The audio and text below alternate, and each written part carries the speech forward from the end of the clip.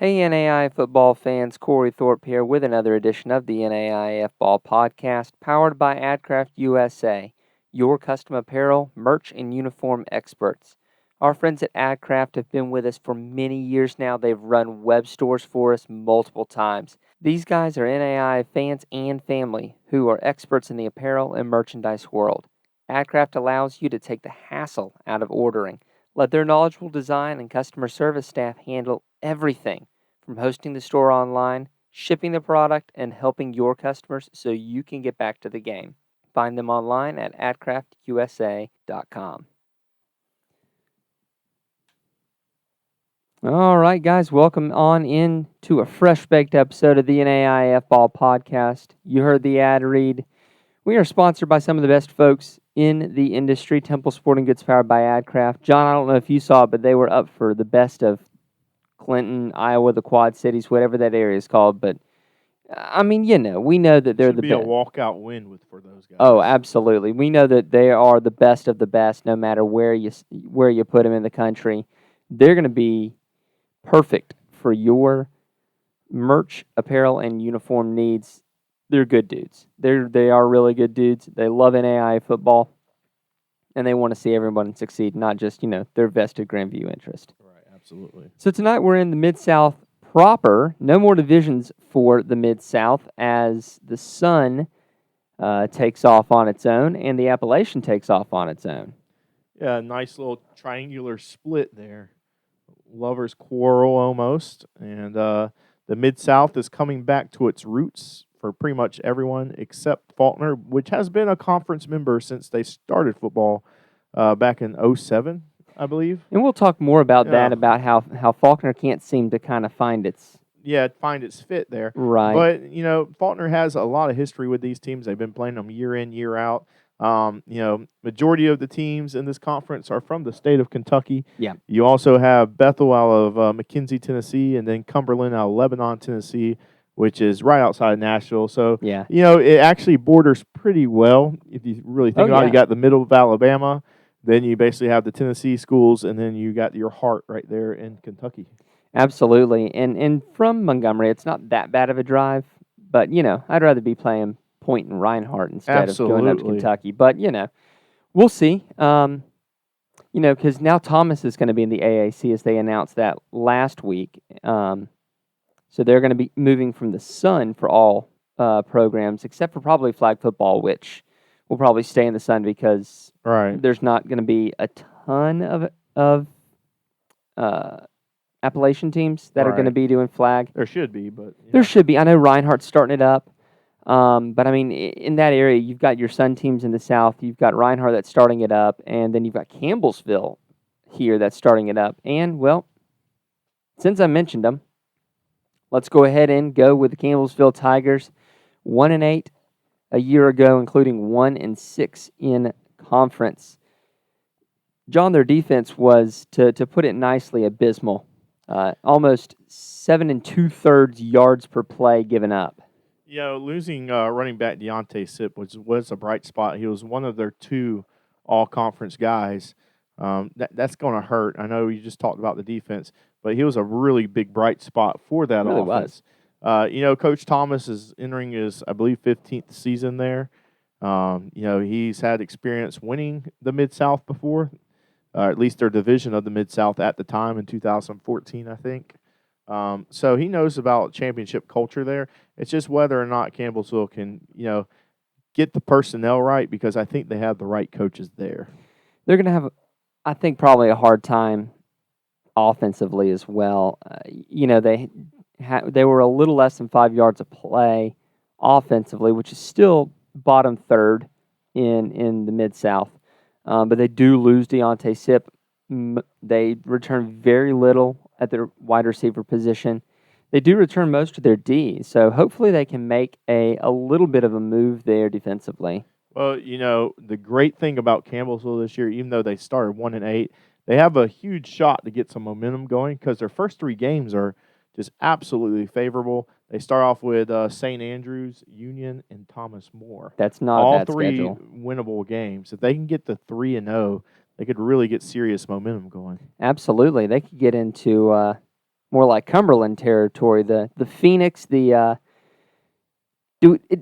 we have to mention 222-0 every time we mention Cumberland? Is that like some sort of contractual obligation? If you mention it, you got to also mention that they're undefeated against the University of Alabama and the University of Georgia with a That's win fair. over Florida State in 1947. That's fair. If you're in going to their mention inaugural year. if you're going to mention getting beat by 222, you might as well mention the high points too. With their band kids and everybody else out there. At least they have actual real football wins. That 222 was not real. That was a Heisman. You're going to play this game, or you're going to pay a buku amount of money. Cumberland is again our kind of our favorite here. A little bit of a triple option team. They're not a little bit of a triple option team. They definitely are a triple option team. There in Tennessee, outside of Nashville, but they were worst in the Mid-South in offensive yards per play. They were still bottom third in defensive yards per play and had a negative net yards per play. We look at Bethel and we look at Reinhardt, who still runs a little bit of that triple option flex bone style to their running game at the very least. And we see teams that are able to get guys off guard. Now, I know that over the last couple years, Cumberland has made Lindsey Wilson uncomfortable at times. Absolutely. And yes, they have. You're exactly right. I remember late in the season 2 years ago, they made him very uncomfortable. I think that was like a Thursday night game, right? Or a Friday night game? I can't remember, but it was something weird about that game. I'm sitting here going, man, I would not want to be in that locker room. I will say, I do think that the first game of the year is a must-win for Coach Mathis over there in Cumberland. It's against Point, and I'm not saying it's must-win because his job's on the line.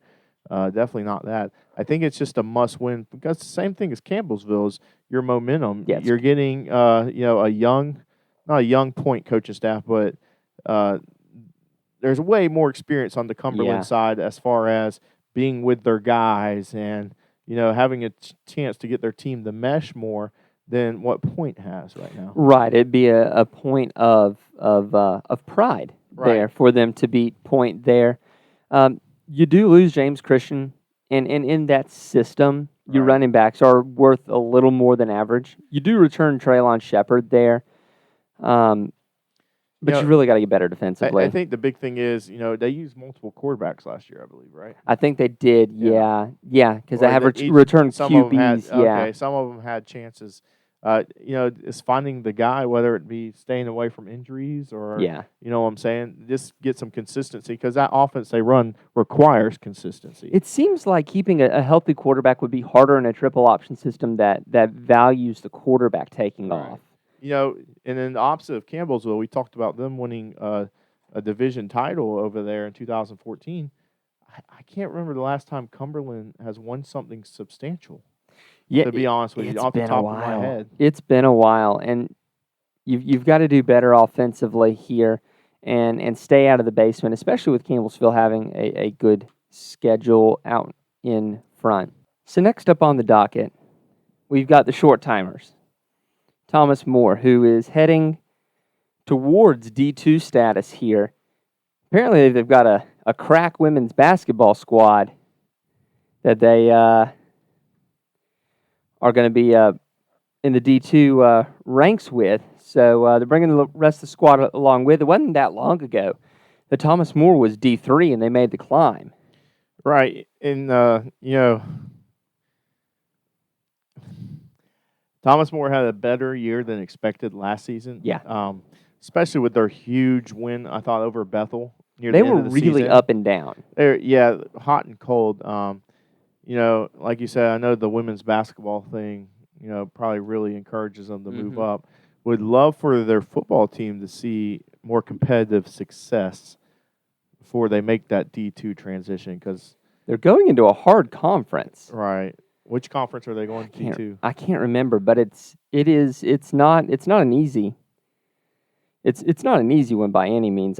It's going to be a good conference to be in, and they, for being 5-5 and 4-3 in conference, they were 8th offensively down to down, 8th defensively down to down, and they still had a negative net yards per play of almost a half a yard. like we said, I mean, they were just very inconsistent, hot and cold, up and down. They are returning a few players, including Freddie Johnston, who they really didn't get involved offensively, but was a really good kick returner for them. So you would think that maybe they'd get him involved. We keep saying this every week to get the kick returners involved. It's I think the big thing for Thomas More is they made an offseason hire at offense coordinator in Brian Moore, who was at Thomas More at the beginning of this millennium, basically. Yeah. In the early 2000s. He went to Wilmington and some other stints. I know he turned that Wilmington program around. Was a big part of that. Wondering if, they've had a lot of different transitions. Even got a new recruiting coordinator for, because they're trying to build up fast for that move from NAI to D2. I'm just wondering if we could see it on the field before they leave. Because I think they will be competitive at some point. Not saying that 5-5 last year was not competitive. They were competitive. They weren't like, you know what I'm saying? Yeah. But can they make a next step before they leave the NAI? That's going to be really tough because you lose Peyton Van Horn with 101 tackles, 3 pass breakups, and interception. Dominic Valentino had 14 tackles for loss, including 7 sacks. And really, defensively, I mean, you didn't have that much. That was all conference material with Del Thomas and Colton Sandus that you've got coming back. Well, and then on their schedule as a FCS team is Duquesne. Ooh, the Dukes. Yeah, so after Duquesne gets up, roughing up Florida State, I was about to say, are we going to get the who's better, Thomas More or Florida State? That's a huge transition. Hey, we should make a tweet about that right now while we're talking. Let's keep talking. I'll make the tweet. All right, you do that. So that when you watch the next time around, you'll see the you'll remember the tweet and go, oh yeah, that one. I mean, even Duquesne's got to get themselves a money game. Absolutely. And so then you get to go play Thomas More, who's a money game for Thomas More. You do return your quarterback, but you don't return very many wide receivers, not very many running backs, and less than half of your defense. So the slate's clean here for Thomas More. Just seeing if that new coaches they brought in can transition to success on the field, probably. So of these bottom 3, these are kind of self-contained. You've got no eighth in defense and 4th in offense. These 3 are all very self-contained. You've got 9-7, 7-9, 8-8 in these 3 squads. Of these 3, I think we're going to be in agreement here. But who do you think has the best chance to make the jump up into kind of your mid-tier Mid-South? I'm thinking Thomas More might be that pick. Okay. That because they've shown they've been competitive on the field against some of the guys at the top of this conference. Right. And then they, like I said, like the others, they have a favorable opening schedule. Kentucky Christian's there in the opening. It's a winnable game. I think Campbellsville, if they can get it put together, especially early and get some early momentum, you could really see Campbellsville actually put together a fairly good season. And so kind of at your middle section, we're going to start with Pike, the Bears. Thanks to Pike for the shirt. I've left the mini helmet at the house, but they set us up good a few years ago, and so we are very thankful. And it's cool to see Pike back with these guys because they were in the Appalachian Division. Yeah, you're right. And so, they're in the second year of their new head coach. Corey Phipps moved over. Corey Phipps is in there, and what I'm really surprised about Pike is, their offensive guy has been a really pass-heavy guy throughout his career, but he's starting to get a lot of balance. Yeah, that last year at Kentucky Christian, he really did have a lot of balance to his air raid. He was at Pike last year. That's what I meant. 2 years ago. Yeah. 2 years ago, he was starting to get a lot of balance at Kentucky Christian with that air raid. I'm starting to realize that the air part of air raid is kind of a misnomer here. But the funny thing about Pike's schedule is they open up with Kentucky Christian, where he was Ooh. just head coach and athletic director, Coach Phipps. Right. And then they end at Faulkner, where he spent a couple years as OC. Oh, So, snap. when, he's got a lot of close ties, Yeah. to put it nicely, within the conference that I'm sure he wants to see on a personal level come out as a win. Oh, absolutely. But just talking about different players, they have their all-conference Christopher Dublin, who is not returning. He was big in the secondary position and had a punt return for a touchdown. They returned their quarterbacks, running backs, most receivers, which is huge for an offensive mind like Phipps. And most of their defense, except for Dublin there. You're sitting at 6th in offensive and defensive yards per play. Your net yards per play is right there at 0. You're in a good spot. Pikeville can really put in with, and I really didn't give them much mind during their last recruiting cycle, but if you can find some good gems there in Pikeville, you might have this thing rocking and rolling in a few years with a coach like Phipps. I mean, what was Kentucky Christian there at the very end? They were rolling, especially on the offensive side. They were contending, making Faulkner. Didn't they beat Faulkner that one year? I believe so. Yeah. So then we go and we start to get into the area of really new head coaches, starting with Cumberland's, where we have this: the more things change, the more they stay the same. Yeah, the housekeeper era. The Shan housekeeper era. Shan housekeeper leaves Georgetown as defensive coordinator, comes on at Cumberland's. Cumberland's had a good offense, a good defense last year. They returned Martese Smith, 573 yards. They returned a lot of players. Kumi Sarpong, defensive line, 6.5 tackles for loss, 5 sacks. Kendall Adams Young, 41 tackles, 10.5 tackles for loss. Walker Dunn, 46 tackles, a forced fumble, 2 interceptions, 2 pass breakups. The only thing they're really losing is Brandon Stuckey. And, yeah, he had 650 yards of receiving, but if that's all you're losing... I'm excited for Jackson Norris and Logan Stevens on the offensive line. Yeah. Coming back, all-conference guys there. Cumberland's has been known for their offensive line. Absolutely. As far as just moving people out of the way. And now you add a hard-nosed coach. Yeah, that had a really good defense at Georgetown, built a great defense. You could really see at Cumberland's where they could definitely be rocking and rolling here within a year or two. Now the next team up is our favorite Orphans. My favorite team of all time. So you got Faulkner University, who had a stellar 2021. Not many people realize they played great against Reinhardt. They really did. It was the week after that killed them. They had to go down to Babson Park, which is, if you don't know, Corey, from Montgomery, that's about a 9-hour drive. Yeah, that's a long one. I know it's just Alabama to Florida, but that was like Weber's first win of the season. Maybe I can't remember off the top of my head. But it was that it was a game. It was a win that shouldn't have happened for Faulkner, or a loss that shouldn't have happened for Faulkner. And credit to the Weber coaching staff for getting that done. And you think maybe after a game like Reinhardt, where you played your heart out and still lost against a team that made the playoffs, basically that was your season on the line right there. If you won that, you basically were punching your ticket to the playoffs. Yeah, and you would have been 9-1.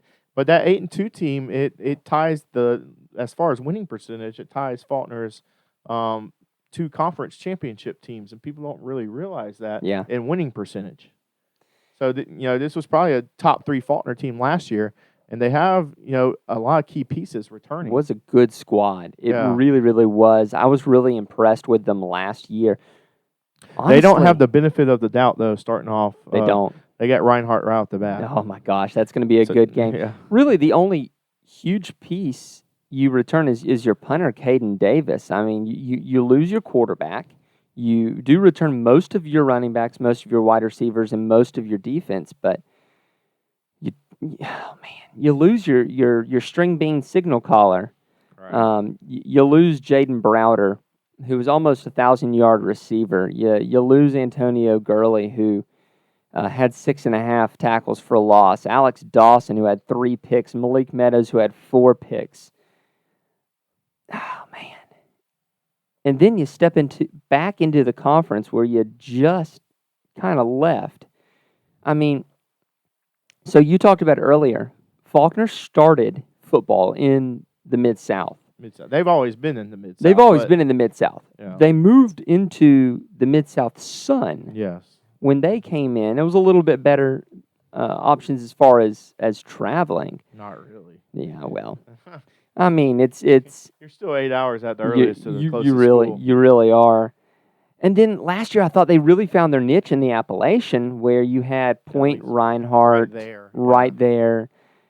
And now you're bouncing around like a pinball, and I don't know if that's going to really affect a team. But man, it's a lot. When they're on the road, they're going to be on the road. I think their closest away game or opponent is Cumberland. I don't know if it's home or away, but that's basically a Nashville trip, so maybe 4 hours, 3 hours, and 4 hours. Man, so you're going to have to make some of these long trips. I mean, that's going to take a toll on you for Faulkner, and you're going to have to go the hard route to win. But I mean, it's a route that you have taken before and been successful on for you personally and Faulkner as a whole. Right, absolutely. But now you've got to go through a revamped Georgetown, and let's just say that this conference is absolutely loaded.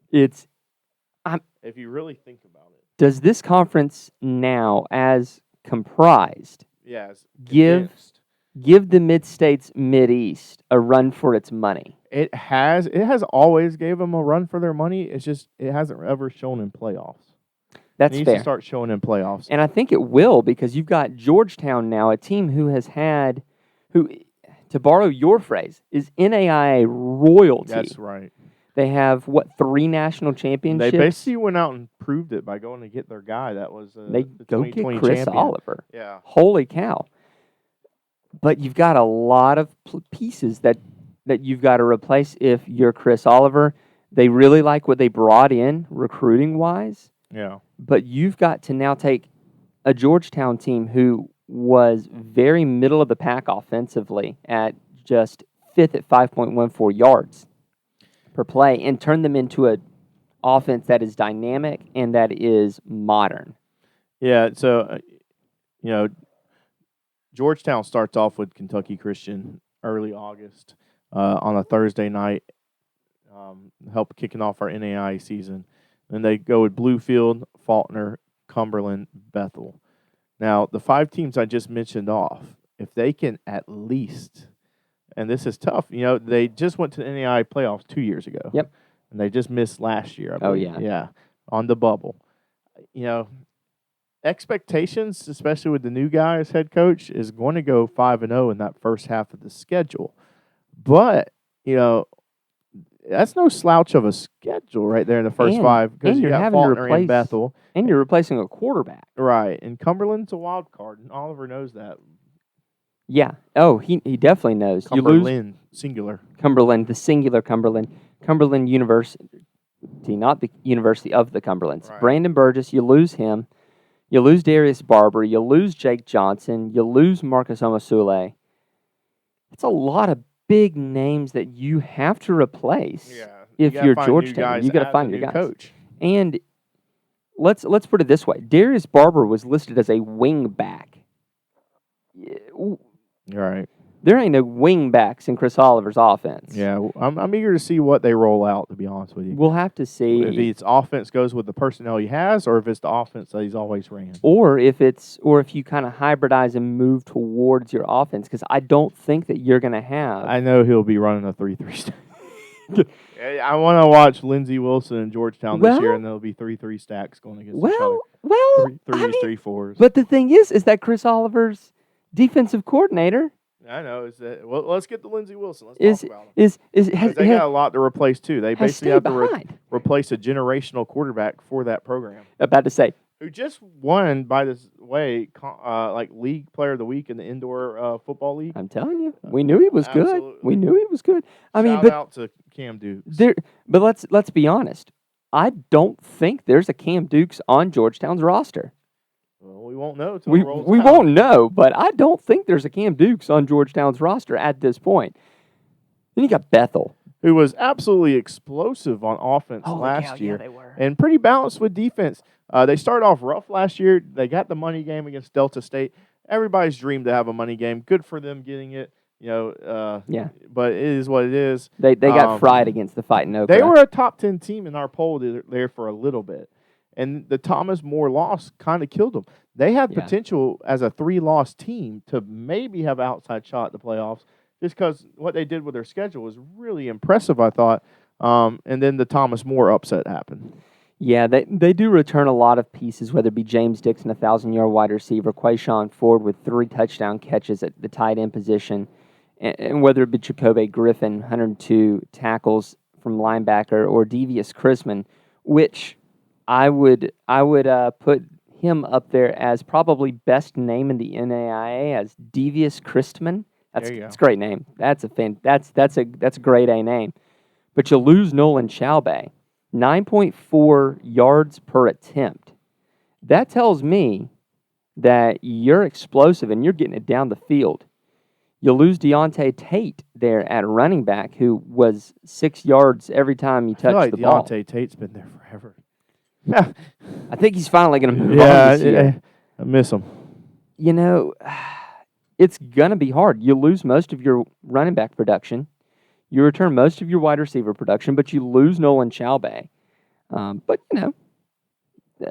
Bethel is only a couple of years away from replacing a really nice quarterback. And you think that there's probably one there that's ready and waiting. All right. So we'll have to see what Big Shadow Mike Jasper has up his sleeve, because he's always got something up his sleeve. That's right. And then we get to Lindsey Wilson. Lindsey Wilson with the new head coach for the first time since their inception. Cory, it's been it's probably going to be like 2,250 days around that point since Lindsey Wilson's lost to another team in the state of Kentucky. It's been over 2 years now that they've lost a regular season game, I believe. Talk about like a diesel engine that's just going really strong. You've talked about this time and time again, the teams that reload instead of rebuild. And we've talked about it all through the offseason, whether it be Morningside, whether it be Reinhardt. We'll talk about it again once we get to Marion. Like you said, there's a ton of teams in this conference, though, that just have favorable schedules starting out, except Faulkner. They start off with St. Andrews and Union.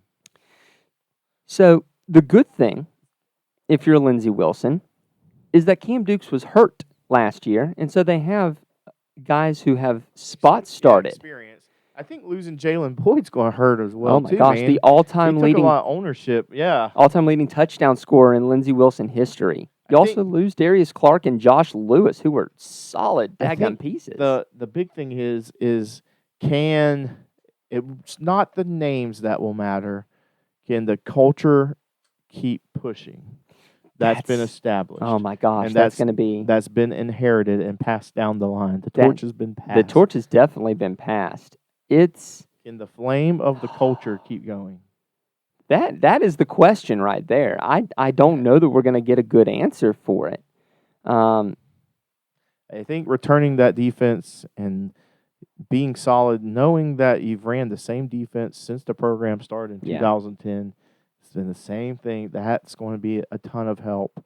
I think offensive-wise, it's just more of a, can the right personnel get going? Right. Are you going to be able to find the right people to we have no idea if Lindsey Wilson's going to be running the same exact offense, or if there's going to be variations, right, or if there's something different. We have no idea, but I do know for sure that defense will be in good hands. And it was a really good defense last year, and the year before. We talked so much about their offense. They're kind of like Morningside, in where you talk so much about their offense that their defense gets left behind. But I'm fairly certain that if they weren't first in the MidSouth, they were second. Yeah, first defensive yards per play at not even 3.5 yards per play. They toss some beautiful games out there. Right. I gotta go with Lindsey as your I mean, you go with them until they prove you wrong. I'm going with Bethel. You're going with Bethel. That's still a good pick. Yeah, I'm going with Bethel this year. Dark horse. Thomas More for me. Thomas More. I'm going to go with Cumberland's. I think in that first year under Shan Housekeeper, you've got a team that's wanting to push and be better than it was. You let a coach go who was a good coach to bring in Shan Housekeeper. Right. I think Cumberland's is going to be hungry this year and is really going to show a lot of improvement with what it's bringing back. Ooh, so the Mid-South Conference by itself. It's going to be weird to call them not the Bluegrass anymore. Yeah, but it still feels like the Bluegrass. It still feels like the Bluegrass. They should just change their name to the Bluegrass Conference. Nobody would question it. So until next time, we thank you for joining in on the NAIAFBALL podcast. It's y'all out there who interact with us and say, hey, we listened to the podcast. Here's what I think. Hey, drop us a line with your comments. Drop them, right down there on the YouTube. Love seeing them. Love interacting with them and seeing what we've got as we march ever forward to football season. We hope you enjoyed this episode of the NAIAFBALL podcast presented by Adcraft USA. Be sure to contact them for all your custom apparel, merch, and uniform needs. Thanks also to Mommy Bay Turf and Turf Nation, as well as Leading Edge Fundraising for their support of the podcast. If you enjoy the show, subscribe to the podcast as well as to our YouTube channel. Leave us a review if you're listening on Apple Podcasts. As always, if you'd like to support what we do, head over to patreon.com/NAIAFBALL and become a patron. We can't do what we do without our sponsors and listeners like you.